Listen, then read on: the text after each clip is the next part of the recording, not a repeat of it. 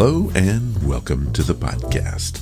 This is Ron's Amazing Stories, where we play tales to take you away from today. And are we in for it today? Oh no. We have epic stories ranging from a trip to Woodstock in 1969 to a space alien roaming our skies. That is bloody incredible. No, British guy, it's amazing. Tom is back with a tale about his first job, and we debut a brand new segment of Ghost Stories. Want some more? Please, sir, I want some more. Add in a note from McDonald, a ghost story from Oak Park, and a 5-minute mystery with a famous celebrity cameo. Wow! Now, how to start it off? Well, how about with Ghost Stories with Sylvia?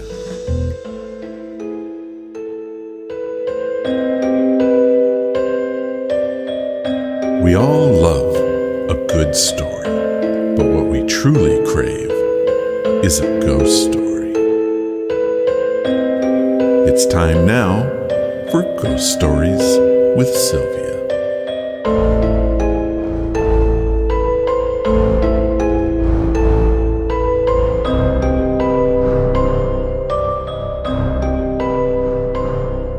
Sylvia Shults is a librarian and author by day, but at night, she becomes a ghost hunter. Following a lifetime spent in the pursuit of the weird and the strange, her non-fiction works include Ghost of the Illinois River, Fractured Spirits, 44 Years in Darkness, Hunting Demons, and The Spirits of Christmas. We now cross over the veil and join Sylvia as she tells us more tales from the unknown.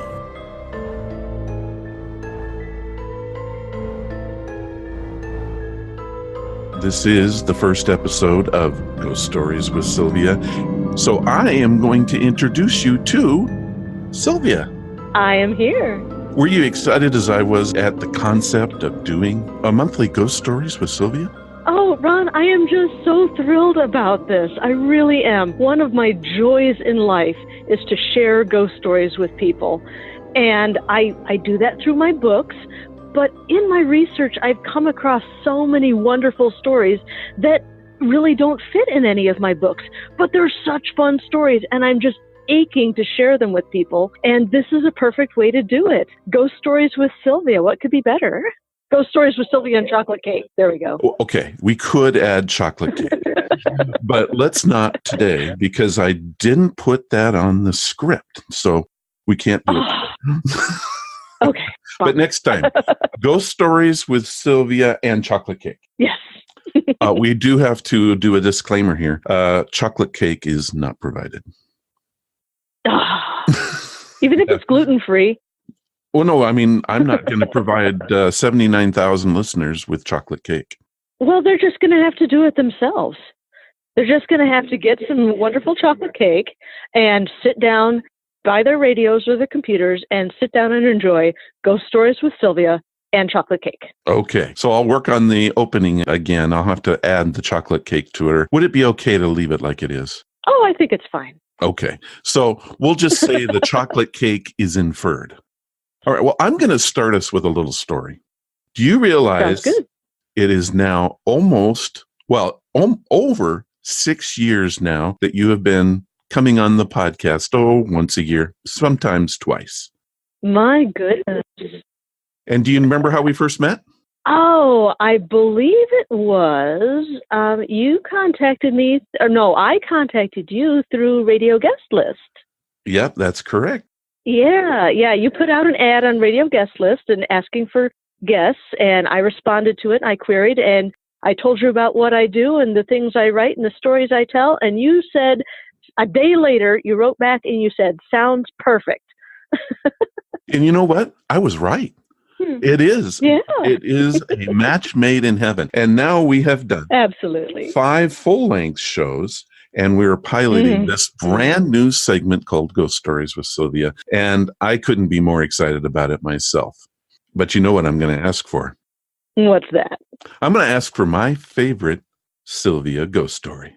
Your favorite? I don't know. I mean, I know which one's your favorite, and it's one of my favorites too.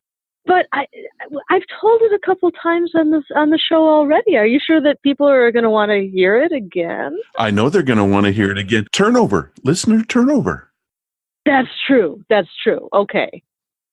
Let me officially ask you for my favorite story from the Peoria Mental Hospital involving your friend and I'm going to say wanted hitchhiker. Will you tell us that story? Gather round and Sylvia will tell you the story of the hitchhiker. One of the things I love so much about the Peoria State Hospital is the fact that the spirits there are intelligent. They interact with you as much as they can. These people were there because they found help there. It's not a place of horror and torture. I'm so pleased to be able to tell that. And people found help there, and it's a place they returned to after death because they were so comfortable there. And the spirits there are very intelligent. They will interact with you. Several years ago, as I was working on my first book about the state hospital, I had a friend who ran a publishing company, and he wanted to give away some of our books that we published to area libraries. And as I work in a library, we got some of the books from the company, and I sent him to all the libraries in the area. I said, you should probably go to this one. There's a Pekin Alpha Park in Bartonville, maybe Peoria, and then we'll meet for lunch in East Peoria where I work. And you can tell me how your morning went. So I gave him specific detailed directions on how to get to Alpha Park Library, which is in Bartonville. That also happens to be where the Peoria State Hospital is. And I know that David is sensitive, so I gave him these directions. And I said, as you're going up the hill in Bartonville, you're going to come across a great big stone building on your right side as you go up that road. When you come to this building, put your guards up. I'm not kidding about this. I was referring to the Bowen Building, which is one of the buildings of the Peoria State Hospital. I knew that was going to be, there were going to be lots of spirits around there that would want to talk to David because he is sensitive, and spirits are drawn to people who can see them. Can you tell us a little bit about what a sensitive is? Oh, yeah. David describes it as a sensitive is somebody who can sense spirits. There are different ways. Some mediums can hear spirits, some can see them, some can touch an object and realize what this object used to be, or a spirit attached to the object. They can sense that spirit that was attached to the object. David says that how he experiences spirits is that it's kind of like going through a radio dial, and it's a little fuzzy at first when you get to the right station, and then if you just concentrate and turn the dial just a little bit, it comes in, the sound comes in a lot clearer. And it's that way with him. The energy is a little fuzzy at first, but if he concentrates on the spirit that he knows is around, he can get the spirit to tune in, and he can see the spirit and hear it more clearly, and he can interact with it, which is wonderful. People always tell me I shouldn't wish for this, but I really wish I could. It would be really amazing to speak with these spirits. So at any rate, back to the David, story. Right, back to the story. David sent me a text halfway through the morning, and I got it at work, and I looked at my phone, and he said, was there a tuberculosis ward at this hospital that you're writing the book about? And I texted back. I said, yes, it was called the Pollock Hospital. It was just a block away from where you were driving. And he texted back, that's what I thought. I picked up a hitchhiker. So, of course, I was just aching with excitement and curiosity. So we met for lunch in East Peoria afterwards, and he told me the entire story. So he was driving up Pfeiffer Road, and he passed through the middle of the asylum complex, and he saw the Bowen building off to his right. And as he was driving, he became aware that there was somebody sitting in the passenger seat of the truck as he was driving. And he realized this and looked over, and he saw a fellow, kind of elderly. He said he was wearing overalls. He could tell he was a farmer kind of guy. And David said you could tell that he'd been a robust individual in life, but that he'd gotten sick later in life because he kind of looked a little sallow and washed out and used up. So David said, hello. He acknowledged the spirit, and he said, hello, my name's David. What's your name? And the fellow said, I'm George. David said, well, okay, George, what's wrong? And George said, well, I have TB. And David said, okay, when did you die? And George didn't say anything to that. And David said, well, okay, I'm not going to press. Maybe he's embarrassed about the fact that he's dead. So I'll leave that alone. And David said, well, okay, you're not planning on coming home with me, are you? And George said, no, this is my home. This is my home. And David said, okay, so what are you doing in my truck? And George said, well, I don't get out much. That's my favorite line. He's thinking to himself, wait, what? You're an incorporeal spirit. What do you mean you don't get out much? So I was just charmed by that. He was telling me this over lunch, and I was just rolling on the floor laughing. So he and George started this really lovely conversation, and George was very interested in the workings of this truck that he had appeared in. And he said, there's no gear shift. What's going on with that? Why can't I see a gear shift? And David said, well, he explained automatic transmission to George, and George said, oh, I bet that makes it really easy to get up the hill. David said, well, yeah. And George is playing with the radio. He's just having a grand old time, just futzing with all this neat stuff in David's truck. And David drove all the way through town and followed my directions and found himself at the Alpha Park Library. Now, the interesting thing about this is that the Alpha Park Library, the original library, was housed in one of the asylum buildings. It was called the Grace Abbott Children's Center. And in the mid-1980s, they built a new library building just across the street from that, and that is where the library is now.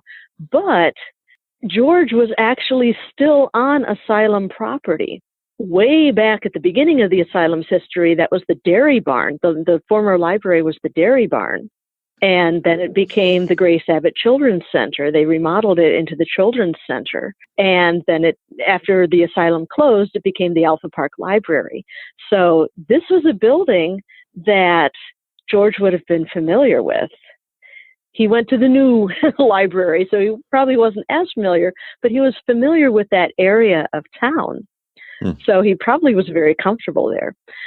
So David went into the library to talk to the head librarian about our books, and George followed him in. And David said he felt almost like he was trying to corral a toddler, because he was afraid that George would wander too close to the computers. And as you know, ghosts are made of energy, and they can bork up computers if they're not careful. And he was trying to have a conversation with the librarian and be a very professional publisher and head of a big publishing house, small publishing house, and at the same time try and keep an eye on George and say, George, get away from the computer. Stop it. I'm just picturing all this in my mind. He managed to corral George and managed to not break any of the computers at the library, which would have been embarrassing, I'm sure. And got his library conversation done. And then he went out of the library, and George followed him out and got back into the truck with him. And David drove back down Pfeiffer Road. And at the bottom of the hill, which is the end of the asylum property, George turned to David and said, well, thanks for putting up with me, and vanished. If I were a listener out there, I'd be going, oh, yeah, that didn't happen. But you know what? It absolutely did happen, and I believe it 100%. I've heard it 3 times now. And well, maybe even 4. I don't know, because I asked you to tell it even when we're just chatting. But I believe this story because it's just so genuine. There's nothing not to believe. Exactly. The spirits at the Peoria State Hospital are so intelligent, and most of them are so friendly because they were treated well in life, and that's just their personality. A lot of them, and they're just genuinely fun spirits to hang out with. And David is a sensitive. I've had his abilities proven to me. And I trust him. I've known him for a decade now, maybe even longer than that. And he's a really stand-up guy, and I believe this story. I believe the story that he told me. And he said when he was done, he said after George said, thanks for putting up with me, he said that was the most pleasant, genial, friendly spirit I have ever come across. Well, I'm sure there's some dark side to some of his stories, too, and maybe we'll get to one of those on upcoming episodes. Yes, I have a very hair-raising story that David shared with me that this will get our listeners on the edge of their seats. I will share another David story with you at some point, yes. Maybe next time. Well, Sylvia, I think for a first episode, I think we've got some pretty good stuff, and I think that this is going to be a winning segment. I want to thank you publicly for taking the time each month to do this with us. I think it's going to be a real treat for the listeners and for us, you and I. It is absolutely going to be a blast, and I'm so happy that you've asked me to do this. So let's close this off with you telling them how they can find out more about you, where they need to go, and where they can get your books about the hospital that we just spoke of that I can't remember the name of already. Oh, sure thing. I have a website. It's sylviashults.wordpress.com. And on that website, you can find all sorts of wonderful things. You can find information about the Peoria State Hospital and all the books I've written about it. You can find my blog posts. You can find episodes of Lights Out, my podcast, True Ghost Story podcast. Your place to go for all things spooky is sylviashults.wordpress.com. Well, there you have it, folks. The very first segment and episode of Ghost Stories with Sylvia. Thank you, Sylvia. Absolutely, Ron.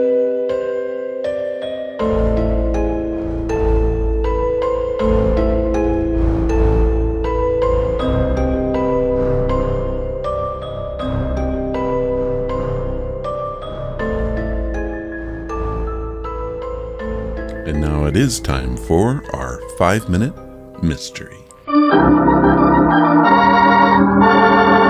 Another 5-minute mystery. This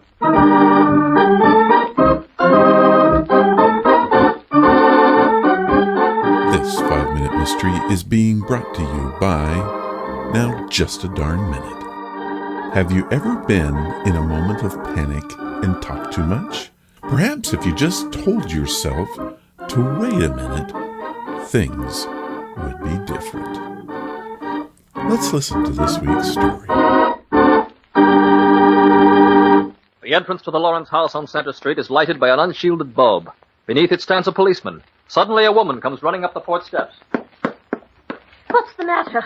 Has something happened? Do you live here, ma'am? I'm Mrs. Lawrence's personal maid and housekeeper. I've worked for her for years. Knew her pretty well, then? Of course. What do you mean, knew her? I'm sorry to have to tell you this, ma'am, but Mrs. Lawrence was murdered tonight, a couple of hours ago. Murdered? Let me go in there. Let me go in. I'm sorry, ma'am. Anything I can do to help, I'll be glad to do. Yes, there is one thing you can do. Take me to the police station. Murder, is it? Well, I'll tell a thing or two now. And that's how it was, Inspector. I went out for a couple of hours tonight. It was my regular night out. And when I came back, that policeman refused to let me in. I see. Miss... Just call me Agnes, please, sir. People have for so long now. All right, Agnes. Now tell me. How long were you gone tonight? Not more than a couple of hours, Inspector. I see. Everything was all right when you left? Perfectly. Everything was fine, except that I never did like the idea of her seeing him again. I believe she was expecting him tonight, after I'd left. And, just who is him? Why, her husband, I mean. They were divorced some years ago. He was a friend. And Mrs. Lawrence was seeing her husband again? The last few nights, sir. All of a sudden, unexpected-like, Mrs. Lawrence came in one night and told me her husband was coming for dinner. I told her then I didn't like it. Was there any trouble? Not a bit, sir. In fact, things went too well. In fact, I believe Mrs. Lawrence was getting a bit soft on him again, and after all these years, too. Tell me, where does he live? Over in Cranville. He's lived there for over a year now. That's about 15 miles away, isn't it? That's it, sir. And he could have driven that and been back in time for an alibi. Tell me, did anyone else know that Mr. and Mrs. Lawrence had become friendly again? Not a soul, sir. It was a secret that just the three of us knew. But if you want my opinion, it was him that poisoned her. Must have been him. There was the very devil in that man. Agnes, up to a point, I believe you're right. But because of just one thing, one mistake in your story, I'm going to hold you for the murder of Mrs. Lawrence. The inspector has a good reason for holding Agnes for murder. Do you know what it is? We'll tell you in just a minute. But first...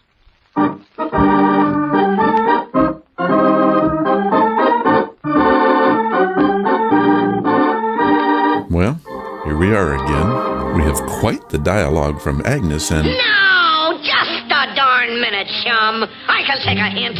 I'm not wanted here. Some hospitality. I'm leaving right now before my welcome is worn out. And don't wait up. I won't be back. And another thing, you're a slovenly housekeeper. Wow, I wonder what set him off. And I don't think that she was a bad housekeeper, just a murderer. Let's find out. And now, back to our 5-minute mystery and the murder of Mrs. Lawrence. Me? Murder? I wasn't even home when she died. Agnes, I know it was you who murdered Mrs. Lawrence. When you saw her and her husband becoming friendly again, you believed it would affect your inheritance. How do I know you're the murderer? For just one good reason, Agnes. I specifically gave orders that the method of murder would not be discussed with anyone. You yourself said that Mrs. Lawrence was poisoned. Only one person could have known that, the murderer himself. You know, there is one very consistent thing that ties all these would-be murderers together. They talk too much. Take today, for example. If only Agnes had kept her flapping trap quiet, she might have gotten away with it. Just a thought. This 5-minute mystery was brought to you by Wait a Darn Minute.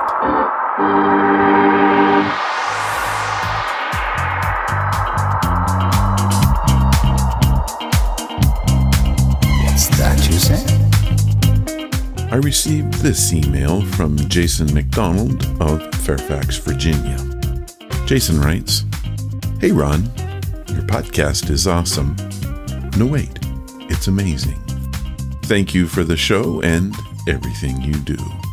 I do have a question. In the closing on the Horror Express podcast, you thanked Gillian Anderson.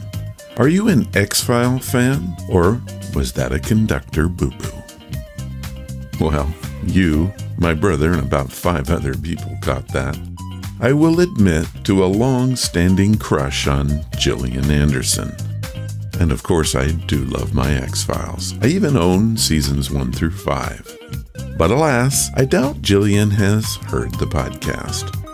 Gillian, if you are listening, please do come on the show so I can give you proper credit. Who the conductor should have thanked was Julian Allen. Not my first boo-boo on the show, by the way, but thank you for catching it. Ron's Amazing Stories is looking to add sponsors to the show. Now, I know a lot of you are saying, "No, don't do that." But I will make you a promise. It will be good stuff, things I believe in and have checked out. Gladys Goodies are the first of these to air their short commercial. If you have something you want to sell or promote on Ron's Amazing Stories, please contact us at ronsamazingstories@gmail.com and tell us all about it. All submissions will be considered. Now here is a word from our sponsor, Gladys Goodies. I'm Gladdy, the dachshund, the face of Gladys Goodies. Are you worried about your pet's health? My parents were too, especially since I developed pancreatitis. They couldn't find any treats I could eat, so they made some. Our natural treats are healthy for all dogs, with and without health issues. We have lots of delicious flavors like chicken, turkey, salmon, sweet potato, beef, and more. With our homemade treats, you won't worry about the contents because they have no chemicals, fillers, or bad ingredients. Go to GladysGoodies.com now to get your fur friend a bag. And pick them up some swag while you're there. You'll be glad you did. Remember, we have the treats and swag to make their tails wag. Again, that's GladysGoodies.com. Again, that's GladysGoodies.com.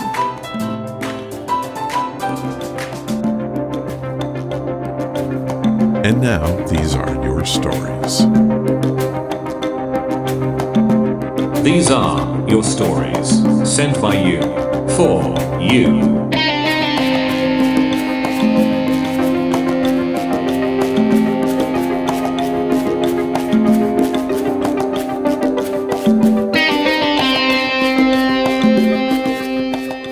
We have an amazing story followed up by a truly incredible story. Our first one comes from Random O'Malley. Random writes us from San Francisco, California. Hello, Ron. First, let me say that I love the podcast, and second, yes, Random is my real name. Although I will admit, my last name is not O'Malley. I want to keep that part to myself. In my professional life, I go by Randy, but it irks my mom that I do so. She's very proud of my name, and it does have some history. I was born May 12, 1970. If you do the math, that's almost 9 months to the day after the famous Woodstock concert of 1969. For those of you who don't know, Woodstock was a music festival held on a dairy farm in the Catskill Mountains between August 15th through the 18th of 1969. My mother attended the show and does not remember much other than she had a really good time. When I was born, she had no idea who the father was, so she named Random Guy, insert last name here, but it's not O'Malley. I tell you that so you know that I grew up oddly.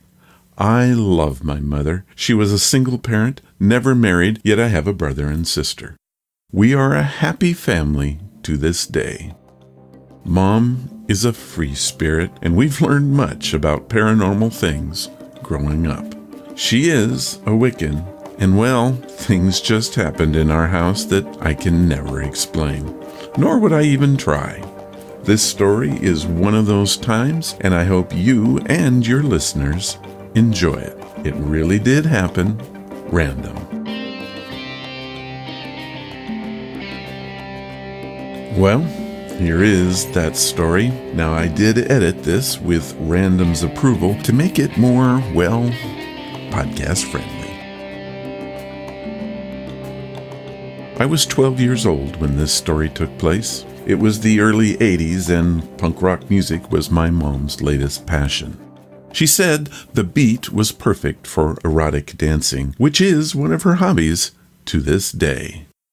I can't begin to tell you some of the things I saw as a child, but seeing your mom dance naked in the forest to Armageddon, This Is Hell by Bad Religion is not something any kid should see. That just might be paranormal on its own. But that's not the story that I'm going to tell. You see, I decided to let my mom and her fellow witches do their thing, and so I went to explore the forest on my own. I was careful to mark my trail so that I was able to find my way back to camp. They always tried to do their strange rituals in the forest so as not to get arrested, which happened a time or two during my childhood. I was walking along when I felt a dizzy wave come over me. The trail waved back and forth, and I remember falling to the ground. When I woke up, it was dark, and I couldn't see a thing, let alone see my marked trail back to camp. I was scared and didn't know what to do. My mom had many boyfriends over the years. One of them was Big Mike. He was an outdoorsman of the highest order. He took us camping many times and taught us about the woods. It was he that showed me how to mark a trail so you don't get lost. His words came to me. If you ever get lost in the forest, stay put, make a fire if you can, and call out every 3 minutes until you're found. Well, I had no way to make a fire, but I could call out. As time wore on, it seemed to get darker and darker, and the night had no end. I remember crying and then screaming out into the abyss. Then there was a light, a greenish orb moving through the forest. I called out, and the light stopped for a second. Then it started moving again, right towards me. I expected to see someone holding a flashlight, but when the greenish thing arrived, I could see that it was a formless mist. It morphed itself into an arm of sorts and pointed. I was scared, of course, but somehow I knew I needed to move out. Step by step, we retraced our way through the forest, stopping at each and every one of my marked points that I had made earlier that day. Finally, I saw a fire up ahead and knew that I had made it back to camp. I yelled out for my mom. She and her coven were sitting around the fire, lost in meditation. At my yell, they broke, and I watched relief flood over my mom's face. She ran to me and hugged me fiercely. I turned back and pointed to the green mist, but it was gone. I tried to tell her what had happened, but she already knew all about it. She said they had sent the fog catcher to find me. To this day, I can still feel the chills that went through my body at that very moment. Random O'Malley, not really O'Malley, from San Francisco, California.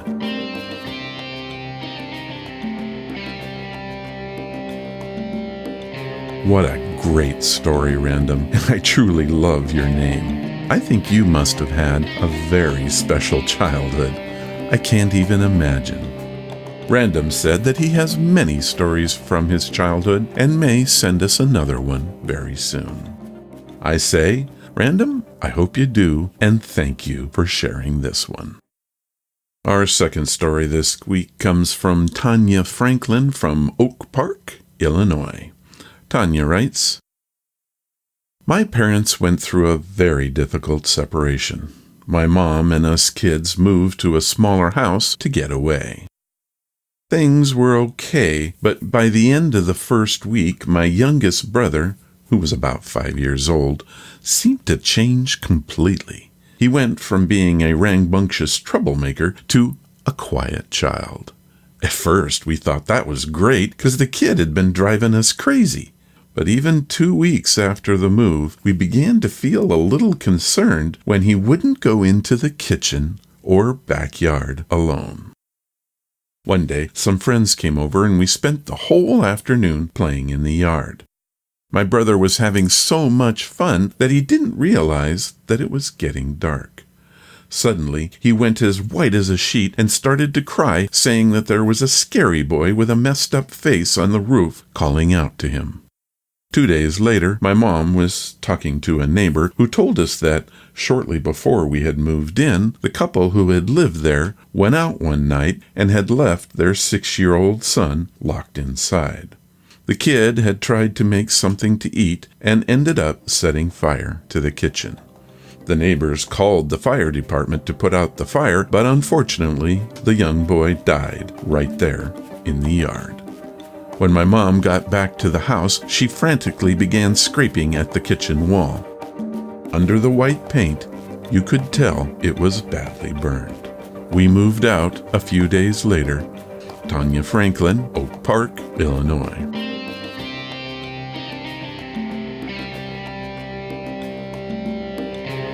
Wow, Tanya, that is a sad story. I hope that your brother was better after the move. Thank you for sharing your story. It was amazing. If you want to share your story like Tanya and Random did, please do.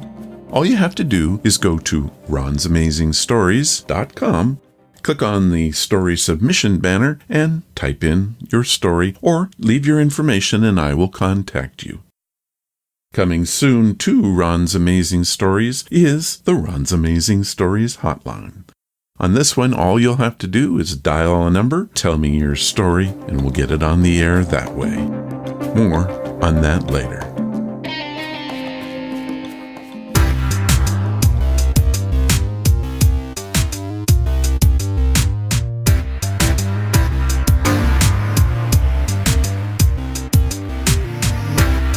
Our featured story for this podcast is a story written by Edgar Pangborn called The Good Neighbors. It first was published in his collection of short stories called Good Neighbors and Other Strangers in 1972. It is expertly read for us by Gregg Margarite. The Good Neighbors by Edgar Pangborn. You can't blame an alien for a little inconvenience, as long as he makes up for it. The ship was sighted a few times, briefly and without a good fix. It was spherical, the estimated diameter about 27 miles, and it was in an orbit about 3,400 miles from the surface of the Earth. No one observed the escape from it. The ship itself occasioned some excitement, but back there at the tattered end of the 20th century, what was one visiting spaceship, more or less? Others had appeared before and gone away discouraged, or just not bothering. Three-dimensional TV was coming out of the experimental stage. Soon anyone could have Dora the Doll or the grandson of Tarzan smack in his own living room. Besides, it was a hot summer. The first knowledge of the escape came when the region of Seattle suffered an eclipse of the sun, which was not an eclipse but a near shadow, which was not a shadow but a thing. The darkness drifted out of the northern Pacific. It generated thunder without lightning and without rain. When it had moved eastward and the hot sun reappeared, wind followed, a moderate gale. The coast was battered by sudden high waves, then hushed in a bewilderment of fog. Before that appearance, radar had gone crazy for an hour. The atmosphere buzzed with aircraft. They went up in readiness to shoot, but after the first sighting reports only a few miles offshore, that order was vehemently canceled. Someone in charge must have had a grain of sense. The thing was not a plane, rocket, or missile. It was an animal. If you shoot an animal that resembles an inflated gas bag with wings, and the wing spread happens to be something over 4 miles tip to tip, and the carcass drops on a city, it's not nice for the city. The Office of Continental Defense deplored the lack of precedent, but actually none was needed.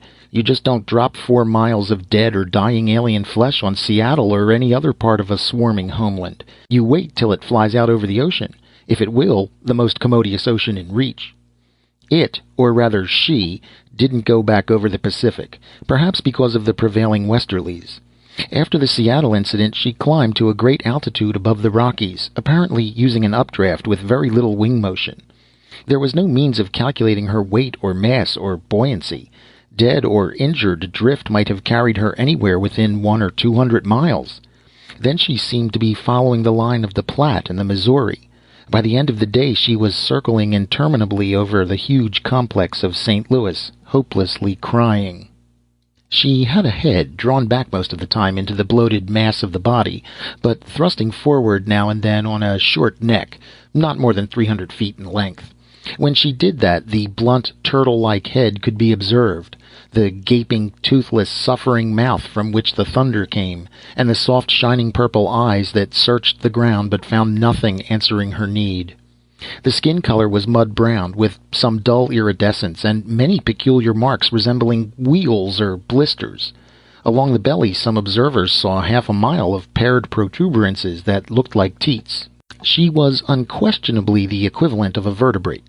Two webbed-footed legs were drawn up close against the cigar-shaped body.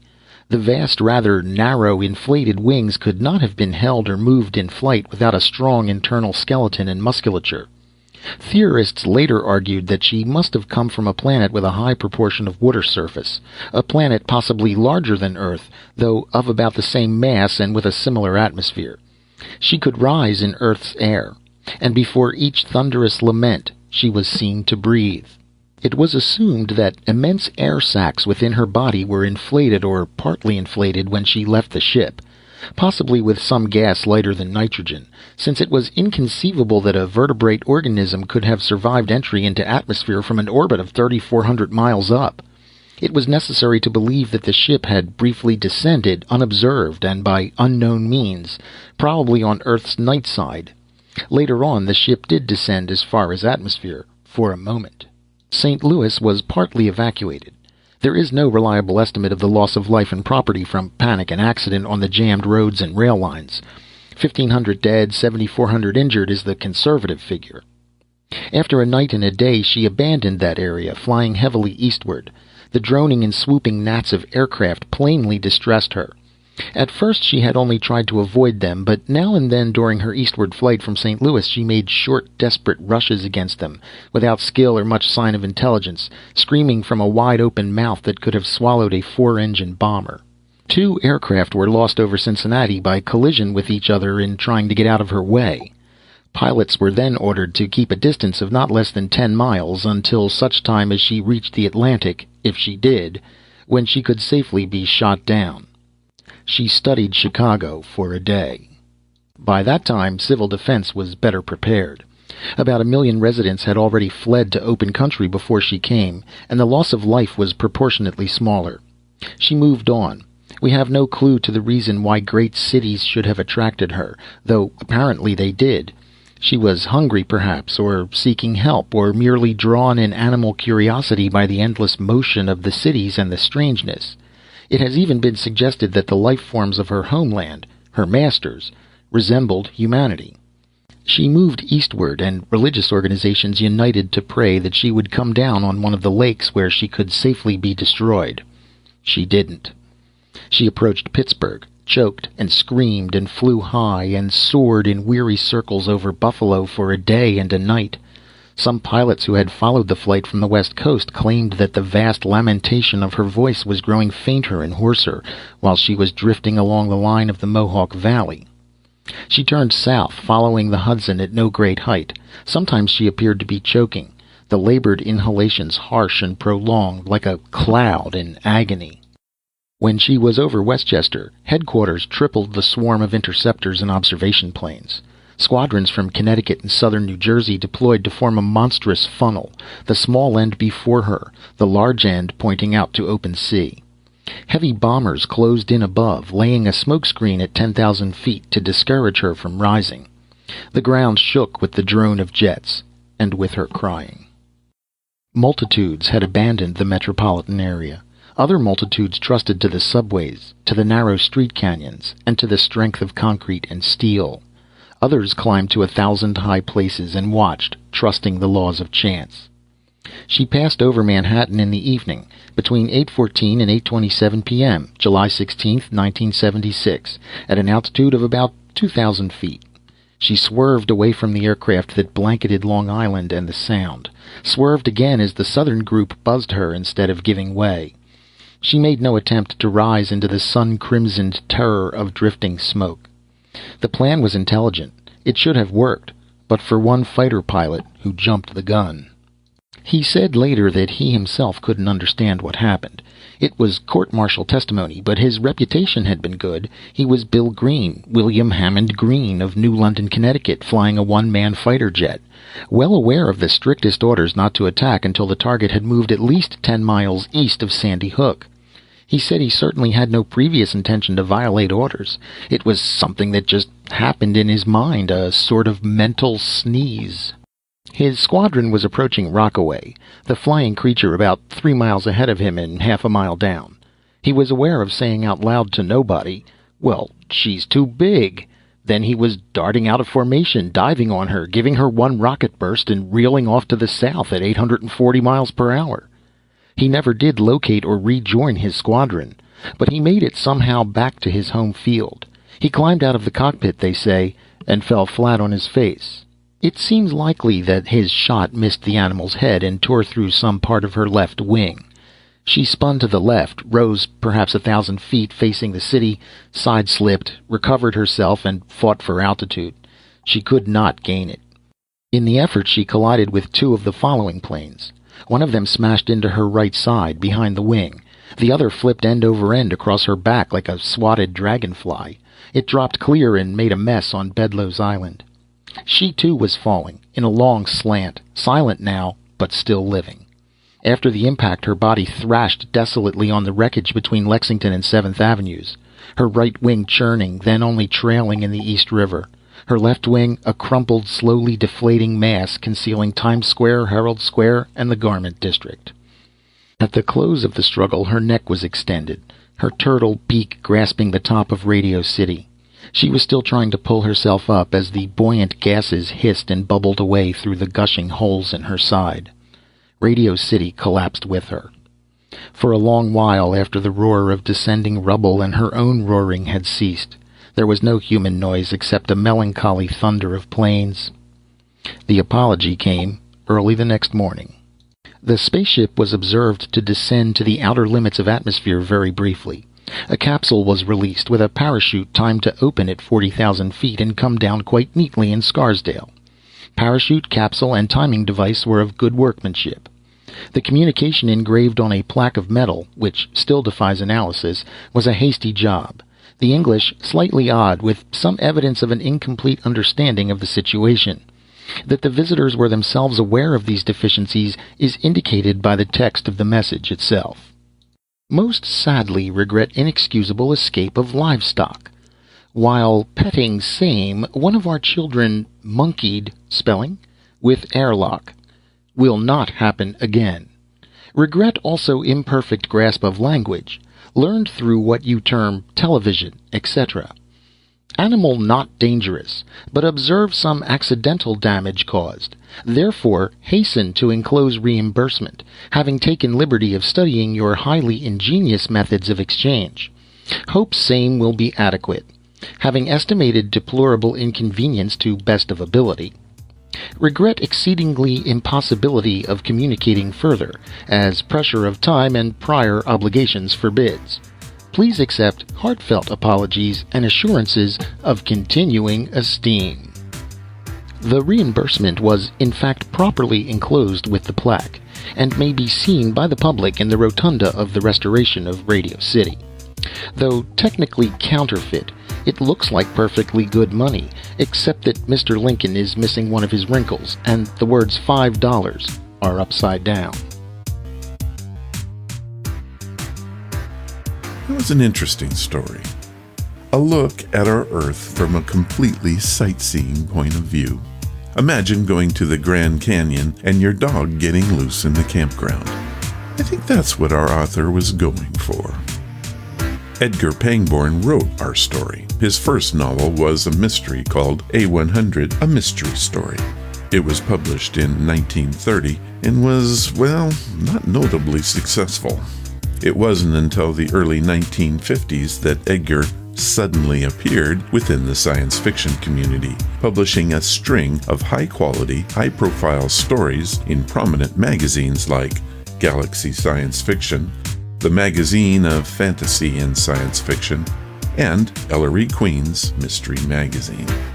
His work helped to firmly establish a new humanist school of science fiction and inspired a new generation of writers that it was possible to write worthwhile, humanly emotional stories within science fiction and fantasy. Now, he has won the Cordwinner Smith Recovery Award, and in 2018, he was named a Ghost of Honor at Worldcon 76. Truly one of the unsung heroes of early science fiction. And now for something completely different.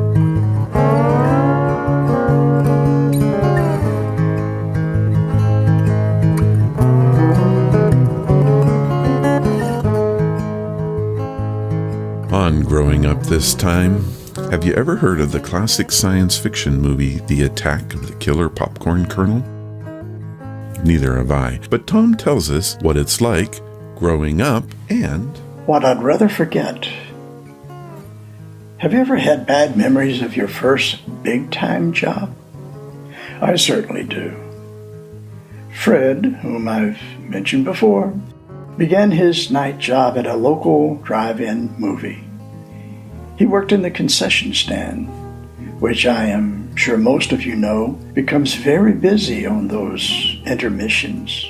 You know, the time out between movies where it seems hundreds of movie viewers exit their automobiles and race to load up on malted milk balls, cold drinks, hot dogs, and above all, popcorn. Fred wanted to do me a favor and get me a job there. He had a car where he could pick me up and bring me to work and take me home again. That is, when the drive shaft didn't decide to fall off in the middle of the road now and then. He would coast to the side of the road, get out, retrieve the drive shaft, crawl under the car and reattach the part, and off we'd go. I never knew how he reattached it so quickly, but practice makes perfect, as they say. Fred somehow convinced the boss to give me a try. That first evening we showed up on time, no car problems, no drive shaft falling off. And things seemed to go smooth until the popcorn, I want to say, hit the fan, just to keep the story clean. The boss called out to all the workers to get ready. Intermission will soon start and all personnel get to their positions. Remembering that he had a new person, he instructed me to man the popcorn machine. This wasn't all that complicated, I thought. The popcorn boxes came in a cardboard carton, and I only had to take a few out and unfold them to be filled. Making popcorn wasn't all that complicated either. A measured amount of popcorn butter and salt in the popper, along with a measured amount of popcorn kernels, and within a few minutes came the delicious buttered popcorn overflowing into the large glass cabinet to be boxed and sold to the customers. There was only one major detail that wasn't mentioned to me by the boss: when to stop making popcorn. To me, it looked like the 1st U.S. Army Division of Hungry Souls came bursting into the doors. I popcorned as though there would be no tomorrow, so much that I didn't know where to stack all the filled boxes, and even the excess popcorn in the glass cabinet began to fall towards me like an avalanche in the French Alps. The boss must have had some inkling that there was something wrong, for he turned to me, saw the trouble I was in, and shouted that I should stop what I was doing. In my mind, I could quote the radio personality of that time: "What a revolting development this is." I've never been so embarrassed in my whole professional career, and that was my first instance of a professional career. Fred drove me home in silence that night, and I never returned. Fred later told me that I had popped so much popcorn that the boss had tried to sell all those boxes of stale popcorn but couldn't. The people kept bringing them back, demanding their money. I believed that I had popped so much corn we could have almost paved the streets of my hometown with it. Poor Fred had to face the boss the next night, and he was given the worst jobs for the next few weeks for recommending me. Sincerely, Tom. P.S. I still love my buttered popcorn.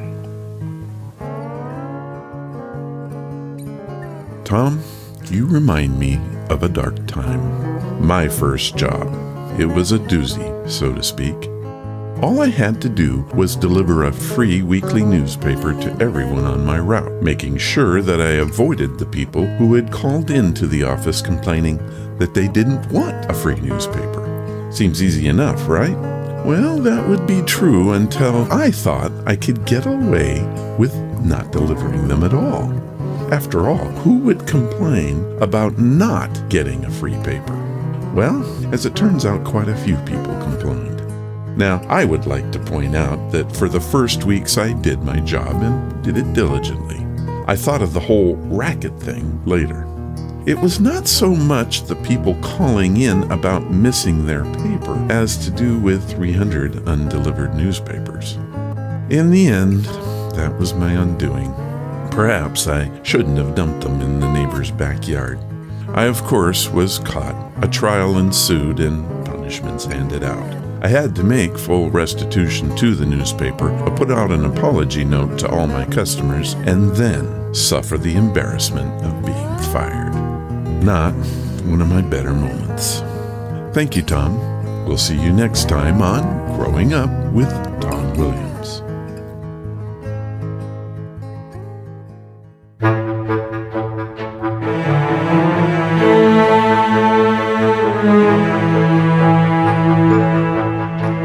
Oops, we did it again.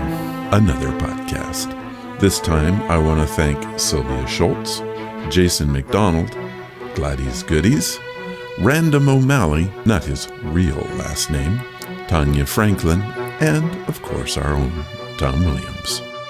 If you want to follow the podcast or the blog, just head to ronsamazingstories.com. There you'll find everything you're going to need. Want to help the show? Please leave reviews and feedback wherever you listen to it. It helps us to grow. Thank you for listening, and I hope you come again to find out what are Ron's amazing stories.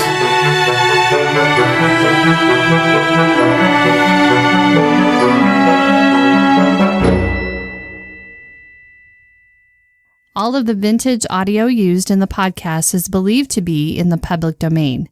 Ron's Amazing Stories does not own the rights to any of the old-time radio used here. If you hold the rights to any of the shows played, please contact us immediately at ronsamazingstories.com.